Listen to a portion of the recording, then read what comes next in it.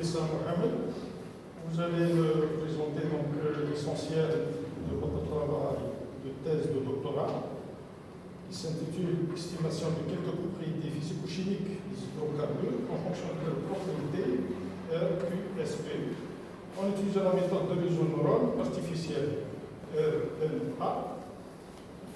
On va vous accorder dans maximum 40 minutes pour donc exposer l'essentiel de vos travaux. Donc, je vais les là pour vous écouter et vous débattre après. Donc, les travaux terminés.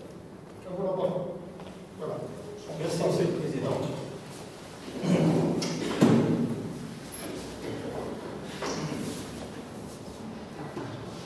Merci, Monsieur le Président. Bismillahirrahmanirrahim. Salatu wassalam ala rasulillah.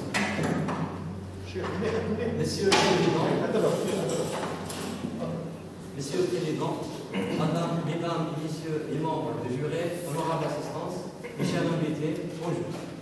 J'ai l'honneur de vous présenter l'essentiel de ma thèse intitulée Estimation de quelques propriétés physico-chimiques des hydrocarbures en fonction de leur propriété RQSP en utilisant la méthode de réseau de neurones artificiels, RNA. Le plan de travail est organisé comme suit.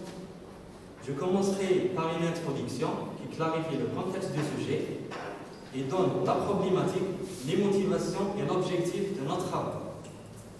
Ensuite, je vais montrer la méthodologie de la modélisation suivie.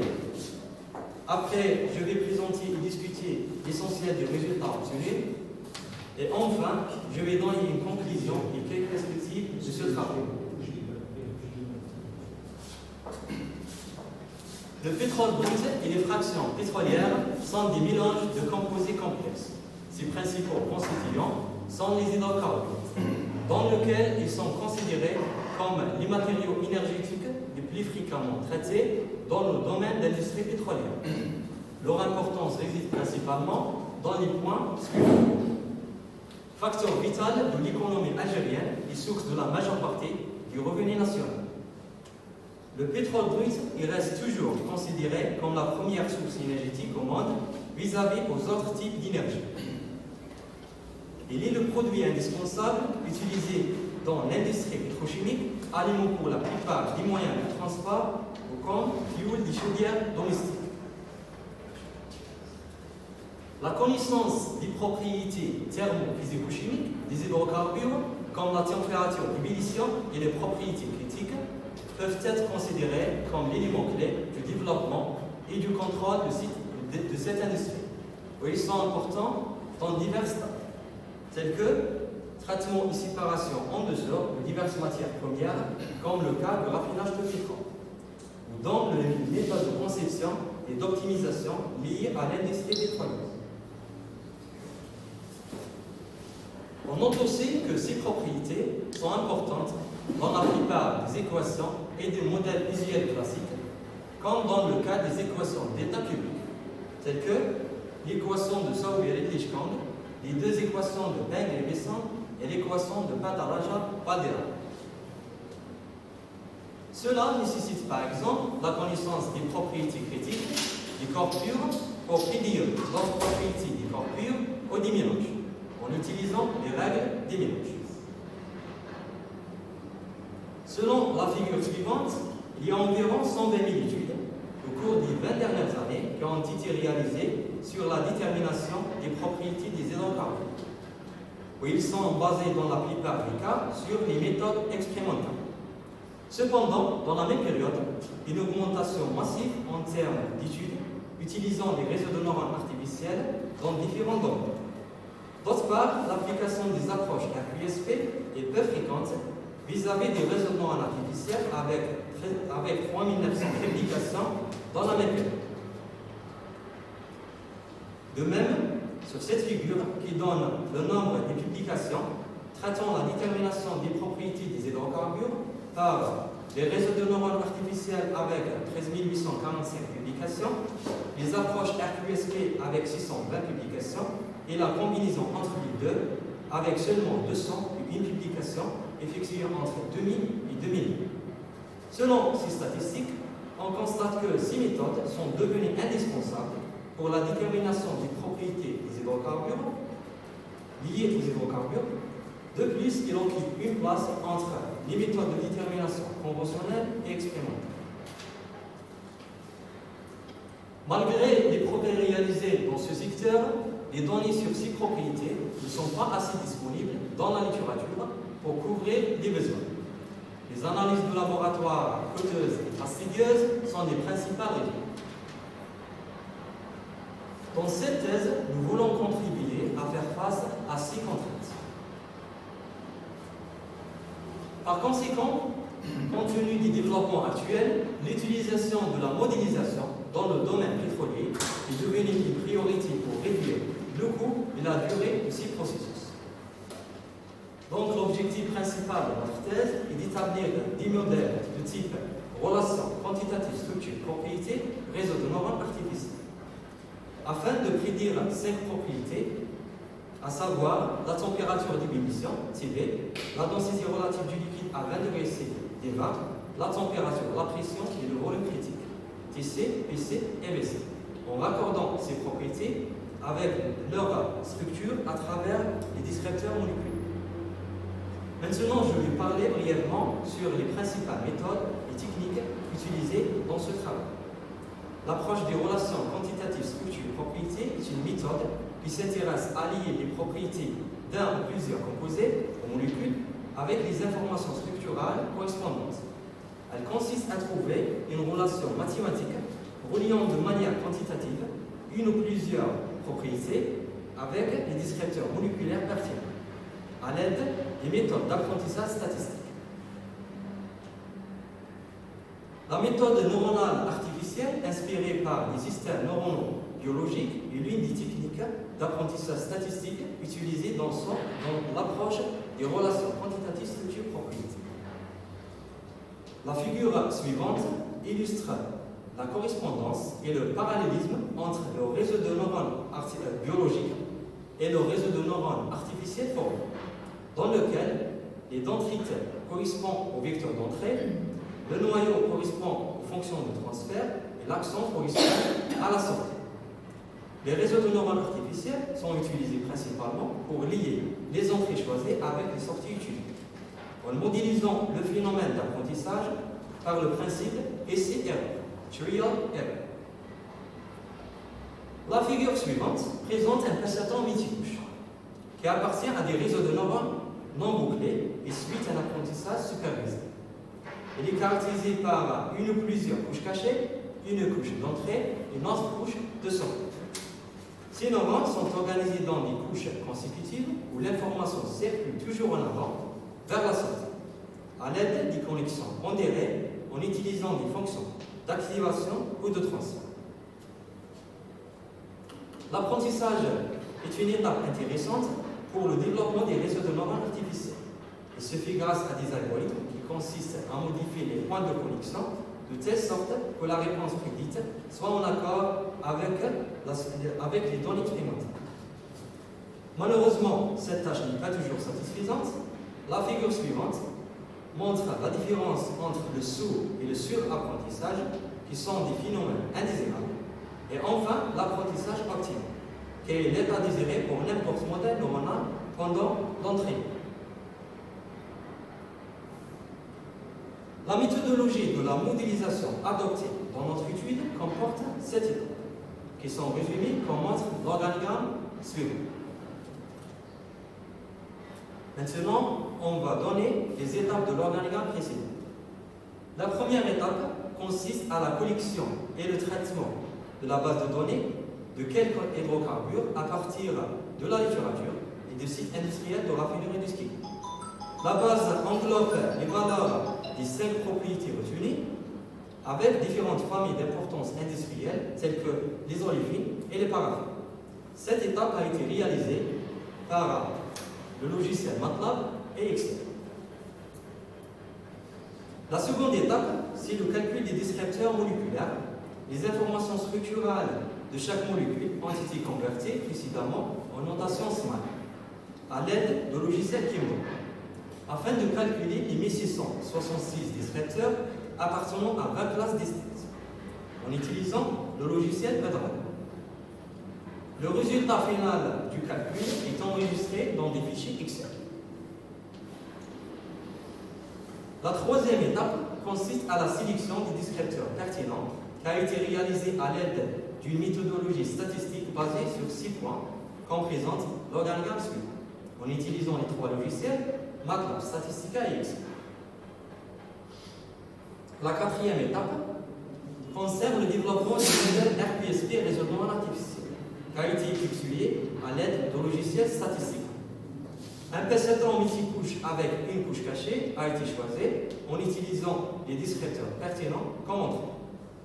Plusieurs paramètres liés au phénomène d'apprentissage ont été choisis, tels que la division de la base de données en 2 sous-ensembles, 80% pour l'apprentissage et 20% pour le test.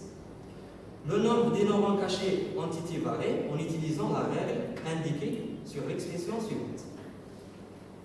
Les fonctions d'activation adéquates aux couches cachées et sorties ont été choisies à partir de la meilleure combinaison entre les 5 types indiqués dans cette interface graphique. Et enfin, un algorithme d'apprentissage à rétropropagation IFGS avec des itérations importantes et une fonction d'erreur de type SOS qui ont été adoptées afin d'entraîner et tester les modèles pendant l'apprentissage.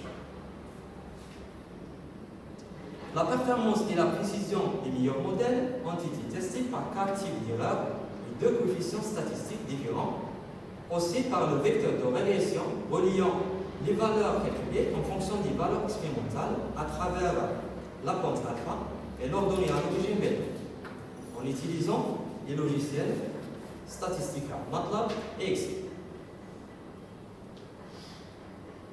L'étape d'analyse de la sensibilité par la méthode de Garçon a été utilisée afin de mesurer l'effet de contribution de chaque entrée sur chaque sortie étudiée. Elle se base sur le partitionnement des points de connexion entrée cachée et cachée sortie. Le processus du calcul, qui se compose de 4 étapes, est schématisé sur l'organigramme suivant, en utilisant l'Excel, puis le MATLAB pour traduire ces étapes en un programme du calcul. La dernière étape consiste à la détermination du domaine d'applicabilité qui donne une confirmation de la pertinence du modèle dans sa portée. La procédure de calcul comporte 4 étapes distinctes. La première consiste à la préparation des matrices et des vecteurs d'entrée. Les 2 étapes qui suivent sont la lecture des données d'entrée, puis le calcul des paramètres déterminés, afin de clarifier le domaine de chaque sortie. La dernière étape relative aux représentations visuelles de ces résultats à travers le diagramme de Williams.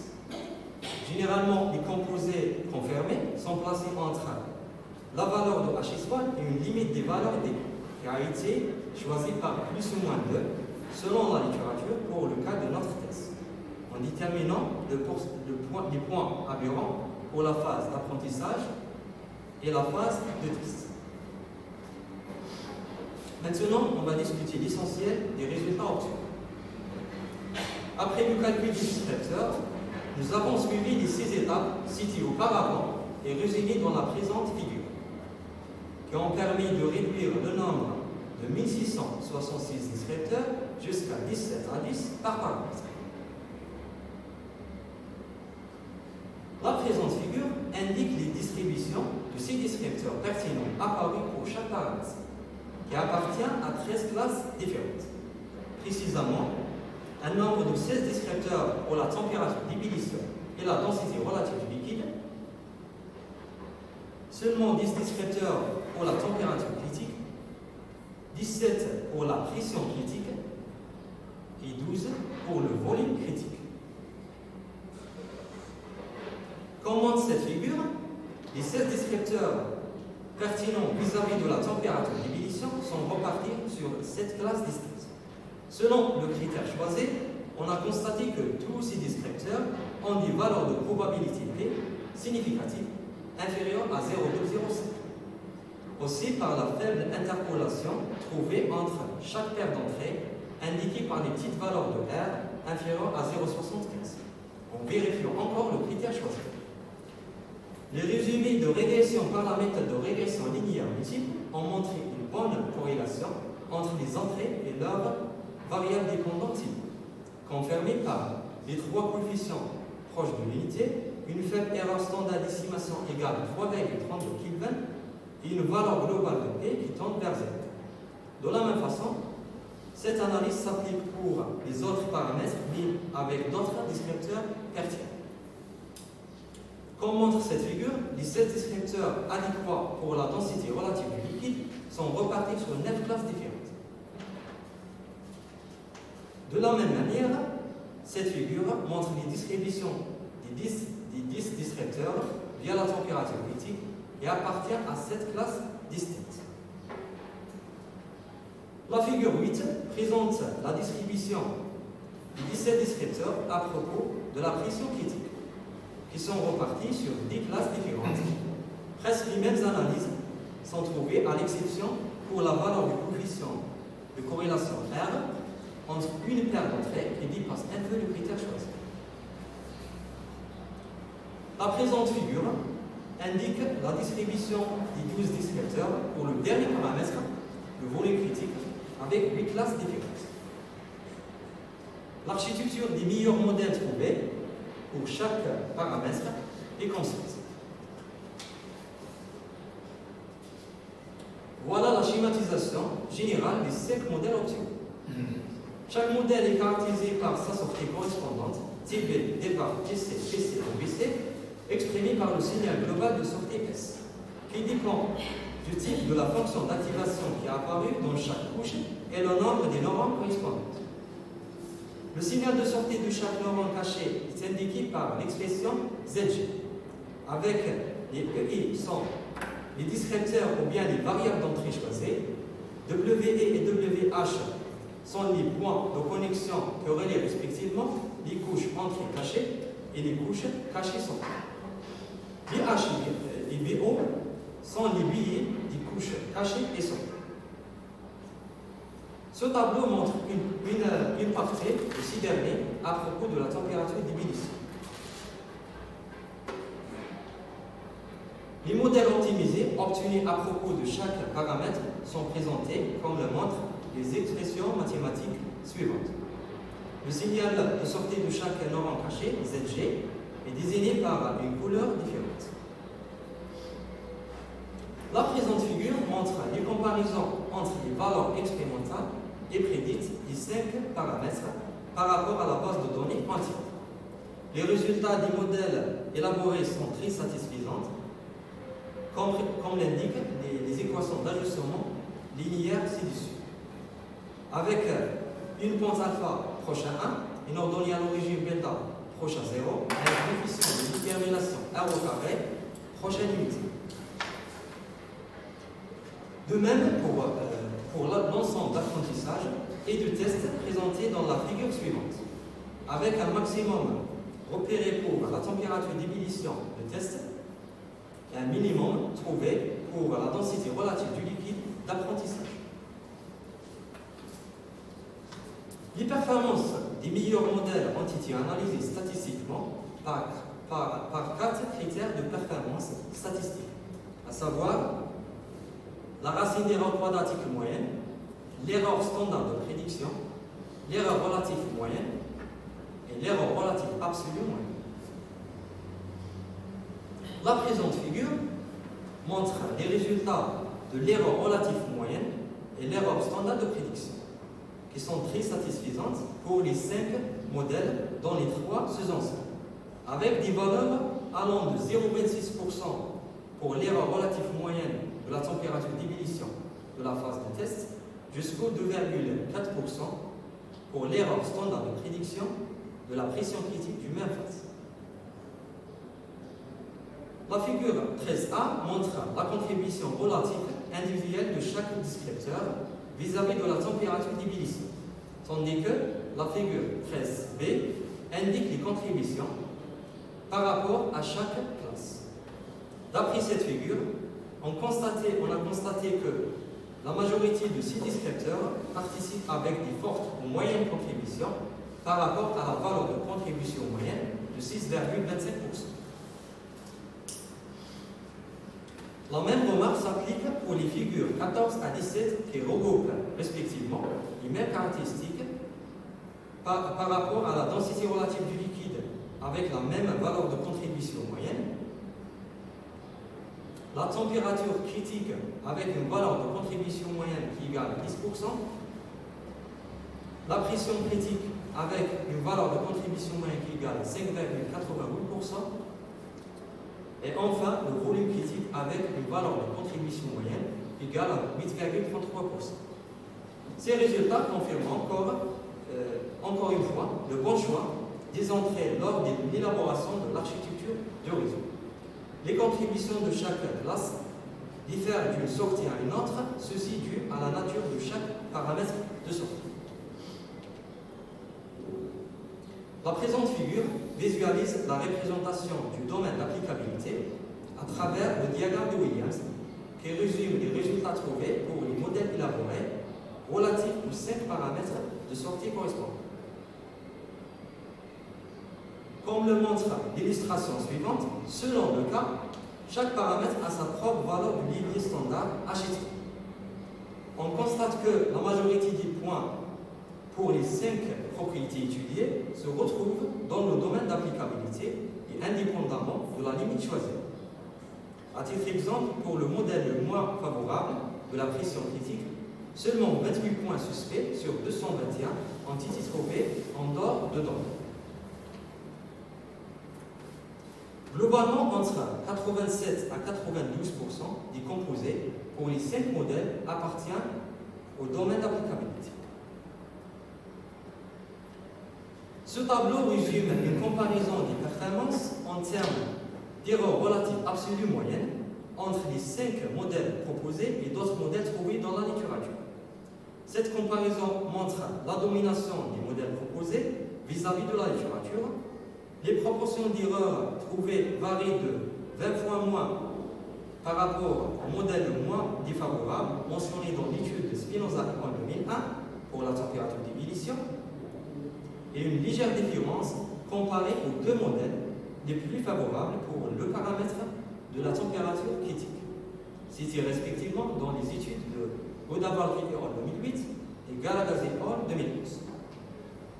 On note aussi que les meilleurs modèles trouvés dans l'étude de Varameshi en 2017b présentent environ le double de l'erreur vis-à-vis des modèles proposés, de la température critique et du volume critique.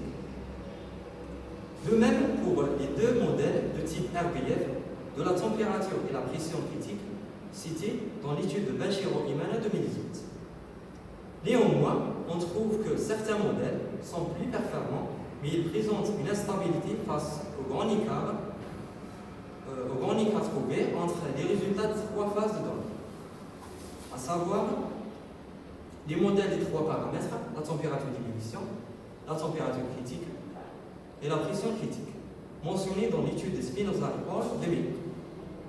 Exclusivement, le modèle de la température critique cité dans l'étude de Wickham et Hall 2002 et les 2 modèles pour la pression critique et le volume critique mentionnés dans l'étude de Galagazzi et Hall qui dépassent légèrement les modèles proposés.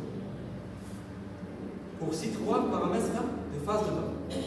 Concernant le paramètre de la densité relative du liquide, un seul modèle de type QSPR-MLR a été trouvé dans l'étude de Wickham en 2002, mais il reste moins performant vis-à-vis au modèle élaboré en termes d'erreur.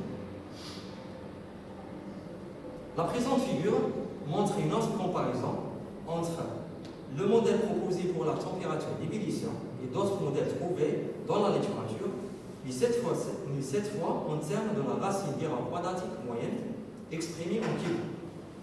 On note que le modèle élaboré a une meilleure stabilité en termes de petites fluctuations d'erreur par rapport aux autres modèles, de sorte qu'il présente une différence égale à 3,55 Kelvin devant le meilleur modèle mentionné dans l'étude de Wassel et George 1993.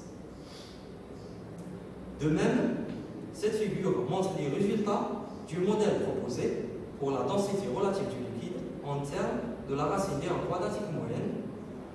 On ne trouve aucun modèle approprié dans la littérature pour faire une comparaison avec la densité relative du liquide. Les valeurs d'erreur trouvées comprises entre 0,206 et 0,204. De la même façon, d'après la figure de la température critique, on a constaté que certains modèles sont parfaitement acceptables en termes de précision et de stabilité. À titre d'exemple, on cite le modèle de type RBF indiqué dans l'étude de Banchero-Humaine 2018. Cependant et globalement, les modèles proposés restent toujours performants vis-à-vis aux autres modèles de la littérature mentionnés dans cette comparaison.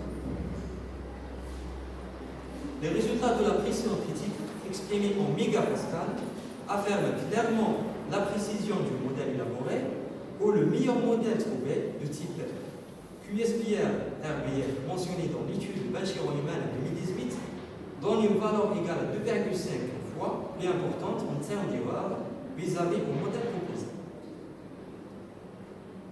Enfin, d'après la figure de cette comparaison, pour le volume critique en termes de la même erreur, il a été noté pour tous les descripteurs, pour tous les modèles mentionnés dans l'étude de Baramesh et al. 2017b sont acceptables en termes de stabilité, mais pas en termes de précision vis-à-vis au modèle élaboré. On note ici que tous les modèles, on note ici que les meilleurs modèles de Baramesh et al. 2017b exposent une valeur double de l'erreur selon la phase entière. Toutes ces analyses de comparaison indiquées dans le tableau et la précédente figure confirment encore une fois l'importance à travers la stabilité et la précision du modèle développé dans notre thèse.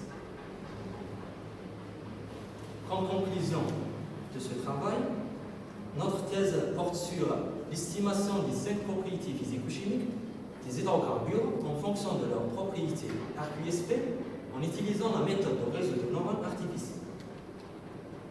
5 modèles élaborés de type RQSP réseau de neurones artificiels ont été développés afin de prédire les 5 paramètres des hydrocarbures, qui sont la température d'ébullition, la densité relative du liquide à 20 degrés C, la température, la pression et le volume critique.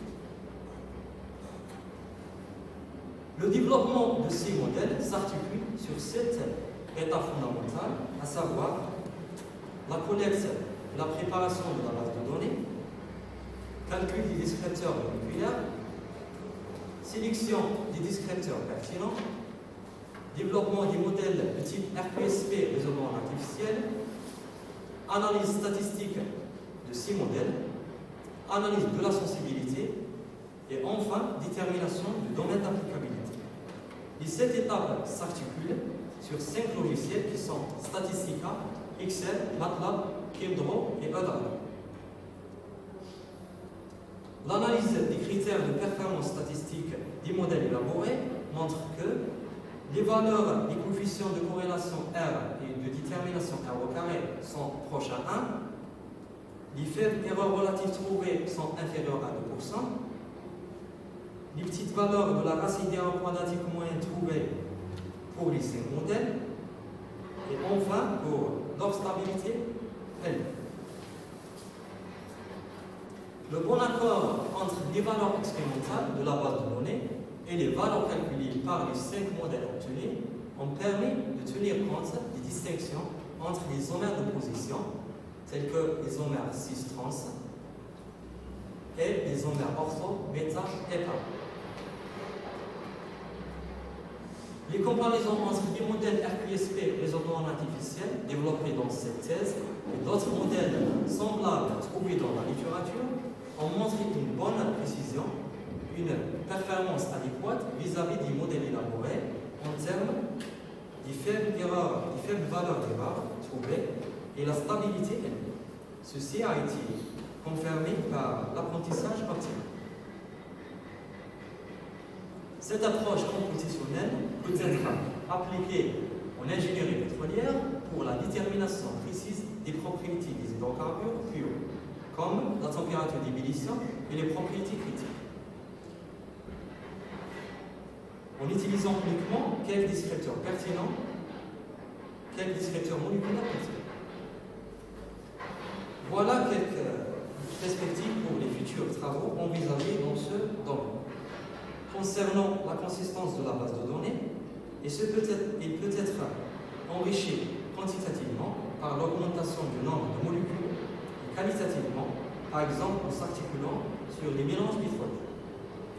À propos des approches RQSP, elle peut être appliquée sur d'autres paramètres thermodynamiques liés aux hydrocarbures ou bien sur d'autres disciplines. Concernant le côté des logiciels de la modélisation, le calcul des descripteurs peut se faire en s'articulant sur d'autres logiciels comme Dragon 7 et par la programmation neuronale par le logiciel MATLAB, vu ses avantages et s'assouplissent. Au niveau des techniques compétitionnelles d'intelligence artificielle, développer un seul réseau de neurones avec 5 sorties en utilisant d'autres techniques d'intelligence artificielle, telles que les systèmes d'inférence neuron-flux adaptatifs en FIS et les régressions à vecteurs de séquences, SVM. Ce travail a été valorisé par une publication internationale dans une revue indexée avec un facteur d'impact égal à 2 et 5 communications dans des conférences et des séminaires nationaux et internationaux. Et merci pour votre attention.